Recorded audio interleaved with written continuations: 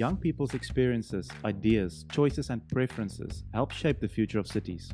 This episode of the Bright Young Minds show on Future Cities Africa is with Khanyisa Mabala, Associate Quantity Surveyor and MEPF Lead for Africa at AECOM. Khanyisa, welcome. Can you give us a brief introduction to your role at AECOM and why it is important? Thank you so much for the opportunity. I think this is a really amazing initiative.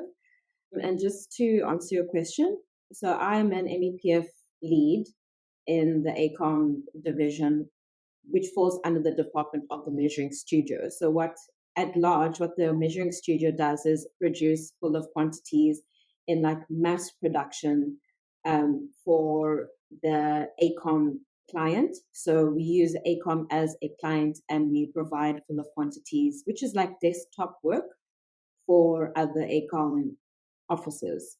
So what my role is within the measuring studio is focusing on the mechanical, electrical, plumbing, and fire aspects of the development. And we just look at producing full of quantities and looking at installations in that regard.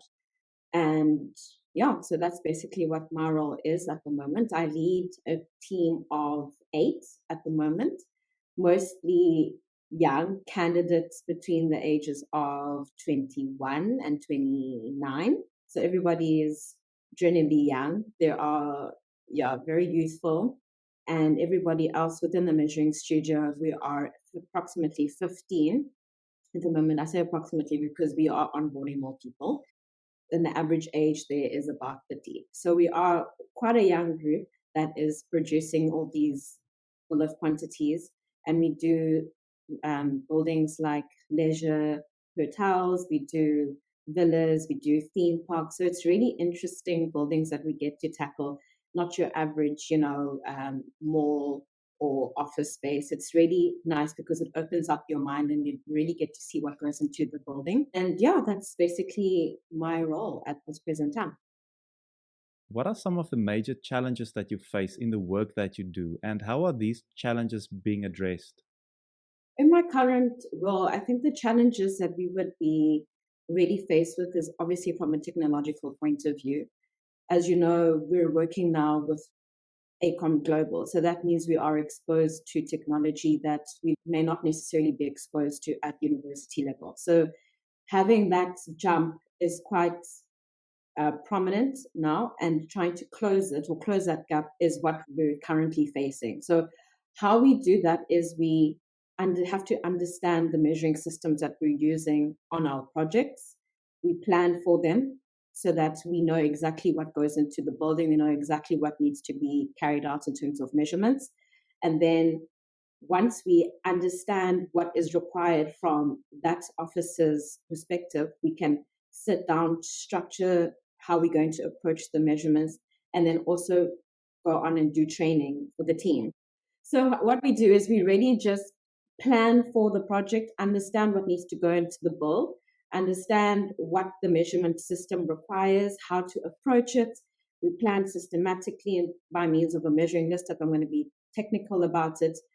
We carry out the measurements, we do training, and then afterwards we do a lessons learned on each project. So understanding how we should approach it next time should we get a project of a similar nature. And how we encourage that within our team is that we do Monday trainings and then monthly trainings as well, which is a bigger training for the whole measuring studio. But on a Monday, we would select individuals where we thought, okay, they perhaps had the most contribution, or perhaps even sometimes they had the less contribution, sort of to just understand what their thought process is and how they applied themselves and how they would apply themselves in the future. And also those lessons at large help the rest of the team so that we know how to approach them next time. I understand that AECOM's city solutions help cities better prioritize projects, plan ahead, and provide for sustainable growth. This brings the term smart city to mind, and I'd like to know, what is your definition of a smart city in an African context? My definition of a smart city would be in integrating information and technology to advance the city and also advance the efficiency of the city and just make it more convenient for everybody living within it. So we had, I think it must have been in 2019, where the president had the fourth industrial revolution, seminar, and he gave, goals of what South Africa wants to do in that regard and how he wants to integrate technology for the betterment and the improvement of urban areas. But I still believe that there's quite a disparity or disconnect, on the ground with regards to that, because we're still an emerging country. We're not like other developing countries where, you can so easily integrate technology in a country where we have, undeveloped areas with areas that still need to be developed. So you're trying to address the basic needs on the ground, right? And I don't know if I'm supposed to give my opinion on this, but like what I want to understand is how is government going to close that gap? It's sort of what we're experiencing now on a micro scale in my department is, yes, okay, we have learned a certain amount of information in university, but when we get to the workspace now, I'm really fortunate to be in a position where I work with models like firm technology that's really the forefront of my industry of quantity surveying. It's you get a drawing, you see it in 3D. That's really nice for candidates coming in because you get to see a building from its entire like in its entirety. And that's I think what students struggle with in the university space is that you get a drawing on 2D, you sort of have to imagine it yourself. So if you take it back into the national or level or international level, I think we're still trying to address basic needs, and then over and above that, we're trying to incorporate technology. So how do we get the two to speak to each other? So I don't know if he's doing like all of it concurrently, and we've also realized that he's now incorporating internet, and within a location, which is really great because it allows now students or people within the location to they have more access now to the internet. They can learn that there's training, but what is that backed with? Why are we not having training on these technological advancements? Why can't we get to a point where, okay, if we're going to do it concurrently, address basic needs, but what is the training that goes behind that? What are I would initiate like workshops. And you can imagine youth employment, yes, it's dropping now that the economy is sort of correcting itself, but I still think the youth is so innovative, and that's why we also like to have such a young team because they bring new ideas, they're fresh, they have different ways of different perspectives of addressing problems, which I think is really cool.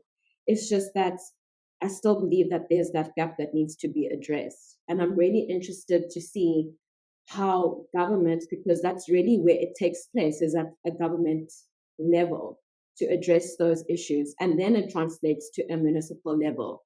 So I think in being here as well in Cape Town, that's been quite a nice eye-opener for me because the municipality is starting to address those needs, right? So we have the integration of internet in not so developed areas, but I feel like we can still do a little bit more in that regard. A lot happening and so much more that can be done to ensure that we leave no one behind. How, as a young African living in South Africa, are you making sense of what's going on in the world and how do you keep sane? I sense that a lot of people who are my age are going to stay away from the news. The reason why I say that is because it's quite heavy at the moment. Fuel prices are going up every other day. People are rather despondent, and as a result of that, they rather stick away from it. But how I sort of keep sane in this sort of environment is not only to read the news or to keep up with current affairs, is just to interact with individuals, is to understand what their perspectives are on the situation and how to sort of come up with solutions that solve those situations. And I think it's really important to have that and to start platforms, because if no one is going to sort of do it for you, then we sort of need to come up with ways of doing it for ourselves. And it is challenging at times because it feels like you don't necessarily have a voice, but the youth does have a voice, and the way that as I said, keep saying is just really just bouncing off ideas of other people. And I think community is superbly important, from attending galleries that the youth are involved in, to attending, for example, that I was supposed to be speaking at a Johannesburg City Council platform, to that. It's just human and people interaction, because I really gain my energy from doing that. And that's literally how I keep saying. So, this is how an extrovert keeps sane. I definitely need to get an introvert on the show as well to get their perspective. What is your vision for the future of cities, and what is standing in the way of this vision, and how can these hurdles be overcome? More youth need to get involved in the vision of a smart city. More people need to be trained, more people need to be exposed to what that means. And because we spoke about the youth contributing so significantly towards the South African population, and we're trying to see a decrease in youth unemployment, I would encourage more workshops, more training, more inclusivity, more youth participation at local, global, every level. And I think a challenge that would come is obviously from the top.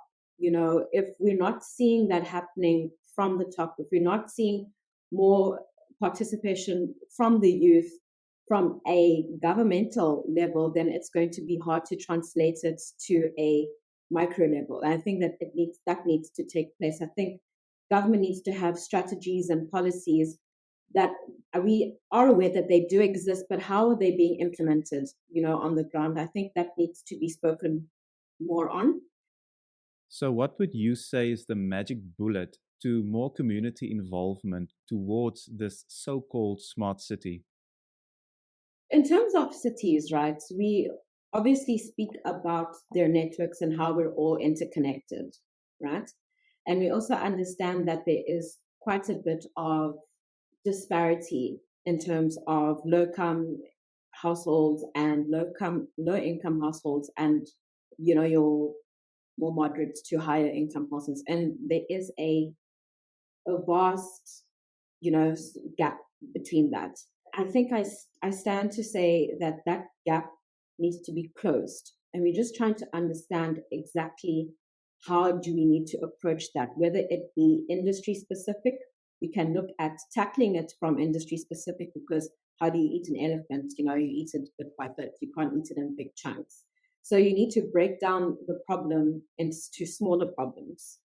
So if for example, I can take a project that I've worked on in my specific industry, is that we were working on a mall within the location. It's a Davidson Mall. It's a pretty cool mall, because we noticed that even during COVID, and after the hard lockdowns, the footwork in that mall increased, and we wanted to understand why.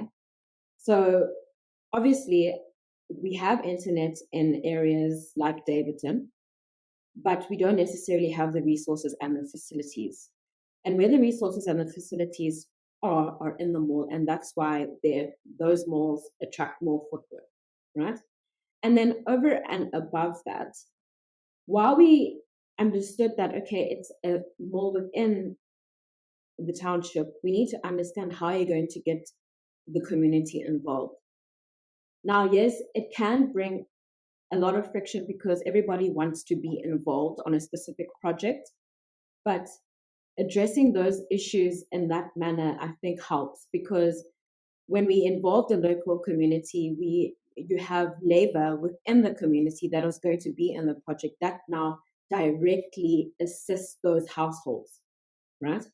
And then over and above that, to bring a fun or a sort of an artistic element to the mall, we even sourced individuals within the community to come and paint murals, on the mall, to say, I've been a part of this project. I understand what happens in it. So it's giving a person a sense of purpose. And once you give someone a sense of purpose, they can feed into your vision. So if you have more community involvement, literally smart cities is all about people and people inclusion and people involvement in giving them a sense of purpose other than waking up every day, not working, getting a grant. It's not going to give anybody a sense of purpose. And unfortunately, that's where South Africa finds themselves at the moment, is that we're giving away grants. Yes, it helps, but it's not necessarily sustainable. You know, how to motivate the youth is, I think, a very hard task, but it's something that needs to be done. A sense of purpose, I would say. Khanyisa, in closing, what is your advice to young Africans to remain hopeful of the future? My advice is, and I can only speak from my past experience, is that you need to understand what makes you you as an individual and not sort of try to mold according to society's perceptions or expectations of you, perceptions or expectations of you, because I think that's where we go wrong as a youth. Yes, okay, cool, I'm in this role, but I am Khanyisa. What makes Khanyisa? Understand what makes you you and understand how you stand out as an individual. So if I am a person who prefers to be behind the desk, what motivates me? Is it pushing ideas? Is it trying to be innovative? Or am I someone who prefers to be speaking or giving speeches or encouraging the youth? Or am I someone who is an autistic individual? Or am I someone who's mathematically inclined? So I think that it starts there, is just understanding who you are and working on that and building on that. And also not giving up, because I think everybody sees our situation and thinks, oh, okay, cool, I don't necessarily think I can contribute in any way. But I think where there are challenges, there are solutions. And understanding how you as an individual can be a solution to a problem. So if we can see that, for example, the country is not necessarily where it should be economically, but you have an idea and you believe that it can contribute to the economy. And I always believe that small businesses thrive in environments like this because clients are not going to be necessarily looking at big organizations to supply needs. They're going to be looking at smaller businesses. And how do you now break that barrier and understand that you are going to be addressing a need? So it's understanding that yes, there are challenges, but also understanding that you can be a solution to every challenge. Well, not every challenge, but you can be a solution to a challenge. And understanding what makes you you, what you enjoy, and how you can contribute to society. A special thanks to Khanyisa Mabala for this insightful conversation on the Bright Young Minds show on Future Cities Africa. Youth is the future of African cities.